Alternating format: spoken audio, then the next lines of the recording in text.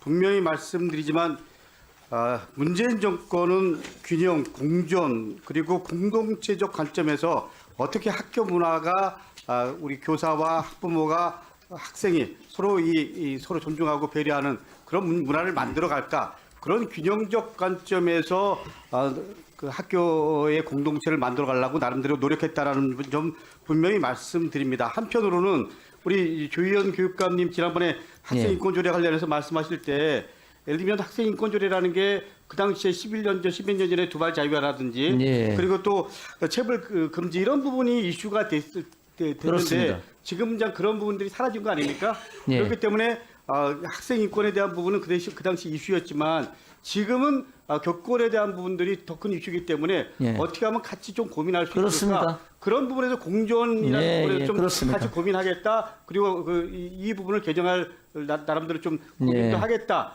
제가 몇 개월 전에 들은 그렇습니다. 키워드는 그런 그러니까 거였습니다. 학생인권을 존중하고 학생인권 조례를 만드는 정신으로 교권 문제도 저는 해결하겠다. 그래서 저는 그렇습니다. 좀 더 진보 보수를 떠나서 우리 문정복 의원님이 임태희 교육감님에 대해서 좋은 말씀을 하셨듯이 좀 공존이라는 관점에서 그렇습니다. 그리고 또 큰 틀에서 대한민국이 공화라는 관점에서 서로 좀 바라보면 어떻게 할 건가? 그렇습니다. 이게 저는 우리가 나가야 될 방향이라고 생각합니다. 근데 여전히 우리는 자기 진영적 관점에서 보기 때문에 이 틀들이 이게 안 벗어난다는 이런 참 이 현실에 대해서 늘 안타깝게 생각합니다.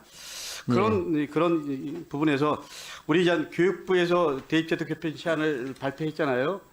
근데 우리 조희영 교육감님 교육감 협의회 입장에서는 반대 입장을 공식적으로 발표했죠. 예, 그렇습니다. 우리 교육감님 개인 입장도 반대로 알고 있습니다.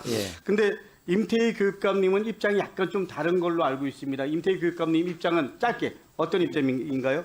네, 지금 대입제도 그 개편에서 나온 그 궁극적으로 학생들을 절대평가로 하되 여러 가지 이제 학생들의 이 교육을 정상화시키기 위한 그런 고민은 전 충분히 들어있다고 생각합니다. 다만 그러니까 과도기적 이게 그 과도기적 때문에 과도기적 그렇기 때문에 절대평가의 방향은 동의한다. 그렇지만 현재는 어쨌거나 좀 수순 좀 더 단계가 필요하다 이런 말 이렇게 해석하면 되겠죠?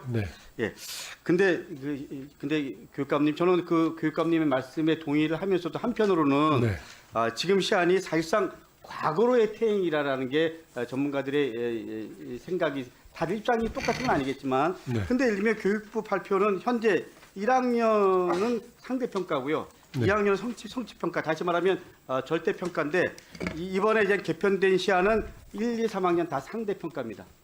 그런 입장에서 이게 뭐 좀 단계적으로 절대평가로 가기 위한 그런 절차를 밟고 있다라기보다도 어떻게 보면 퇴행이다. 저는 뭐 퇴행으로 생각합니다. 이런 부분에서 교육감님이 지향하는 부분은 저도 동의하고 대다수 이 미래에 대한 고민, 학생에 대한 고민, 현장에 대한 고민하면서 그렇게 가야 되지만 이 지금 현재 시안에 대해서 어떻게 받아들일 건가 이런 고민들이 있습니다. 그래서 결론적으로 말씀드리면 이 시안대로 가면 그렇게 가야 되지만 현실과 좀 괴리되는 부분들이 있다는 말씀드리면서 그러면 이렇게 결국은 상대평가 체제가 유지되는 거 아닙니까? 그러면 필러 문항이 배제될 수 있다고 생각하시나요? 제가 볼 때는 이제 같은 상대평가지만 5단계로 이게 이제 조정을 하면서 저는 그 걱정하시는 많은 문제가 해결되리라고 생각합니다. 5단계 말씀하시는데 사실은 이 5단계이기 때문에 내신이 갖고 있는 의미가 더 커지고요.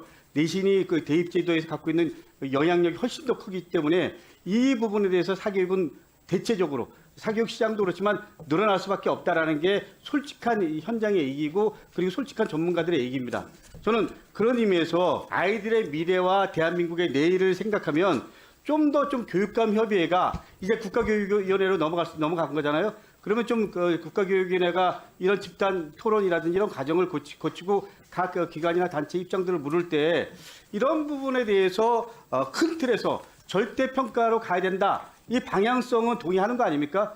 그런 부분이란 큰 틀 속에서 진보 보수 떠나서 같이 좀 고민들을 하고 그리고 현장의 목소리를 듣고 이렇게 하는 것들이 좀 필요하다고 생각합니다. 우리 조영교 교수님께서요. 그러니까는 사실은 결론적으로 필요하죠. 김태희 교육감님 필요하죠. 그렇게 노력하고 있습니다. 필요하죠. 그래서 저는 이 방향성을 교육감님 입장도 중요하지만 현장의 선생님들과 소통하고 그래서 방향성을 같이 좀 공유하는 그런 절차들이 필요하다. 그리고 그런 부분에 대해서 국가교육위원회랑 진지하게 얘기하고 그걸 또 교육부에 전달하고 이래야 된다. 2031년, 예. 2032년 또 기다리고 이러기에는 우리 아이들의 삶이 너무 팍팍하다. 이런 겁니다.